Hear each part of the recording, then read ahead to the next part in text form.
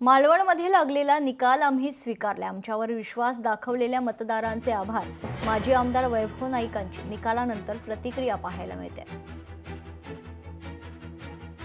कुडाळ मालवणमध्ये आमचे 2 जिल्हा परिषद सदस्य आणि 5 पंचायत समिती सदस्य निवडून आलेले आहेत आणि अमरसेन सावंत, रमाकांत तांबणीकर, रेडकर मॅडम, कृष्णा धुरी, नंतर समीर लब्दे हे आमचे उमेदवार थोडक्या मताने या ठिकाणी पराभूत झाले आहेत। शिवसेना अनेक अपुऱ्या ताकदीनिशी लढली।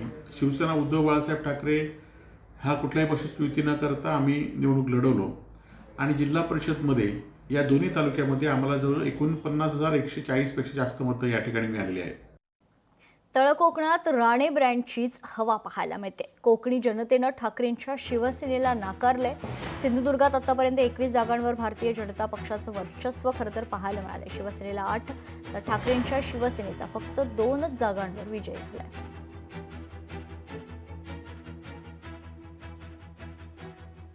राणे साहेबांच्या वर विश्वास ठेवून मागची 27 वर्ष ही जिल्हा परिषद राणे साहेबांनी पारदर्शक चालवली आणि आता पुढची 5 वर्ष किमान आम्हाला राणे साहेबांच्या नावाला डाग लागेल असं काही आमच्याकडून होणार नाही, आमच्या सदस्यांकडून होणार नाही। याची दक्षता आम्ही 100% घेणार की हा विजय एकतर्फी होईल। कारण का विरोधकांनी मैदान सोडलं होतं, त्यांना जनतेला देण्यासाठी काही नव्हतं आणि म्हणून जनतेला कळलं कोणाबरोबर राहिलं तर इकडे विकासाचा विषय पूर्ण होईल। दरम्यान निवडणुकीत जनतेनं विकासाला मतदान केलंय असं विधान महसूल मंत्री चंद्रशेखर बावनकुळे यांनी केले। काँग्रेसला विचार मंथन करण्याची गरज आहे। त्यांनी पराभवाचं खापर मशीनवर फोडू नये असा टोला देखील चंद्रशेखर बावनकुळे यांनी काँग्रेसला लगावलाय।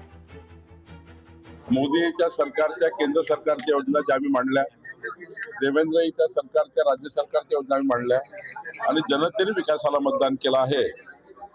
महाविकास आघाडीला काँग्रेसला खास करून विचार मंथन करण्याची गरज आहे। त्यांच्या पराभवातला आता हे त्यांनी म्हणून आहे की मशीन बिघडली होती, मतचोरी गेले, आता हा नारा पुन्हा लावतील तर पुन्हा खड्ड्यात जातील। त्यामुळं त्यांनी आता या पराभवातनं शिकलं पाहिजे।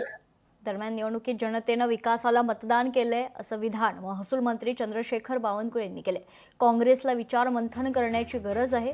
त्यांनी पराभवाचं खापर मशीनवर फोडू नये असा टोला देखील चंद्रशेखर बावनकुळे यांनी काँग्रेसला लगावलाय।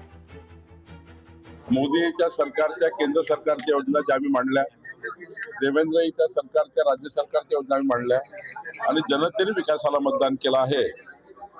महाविकास आघाडीला काँग्रेसला खास करून विचार मंथन करण्याची गरज आहे। त्यांच्या पराभवातला आता हे त्यांनी म्हणून आहे की मशीन बिघडली होती, मतचोरी गेले, आता हा नारा पुन्हा लावतील तर पुन्हा खड्ड्यात जातील। त्यामुळं त्यांनी आता या पराभवातनं शिकलं पाहिजे। लोकशाही मराठी ऐका, पहा, जागरूक रहा।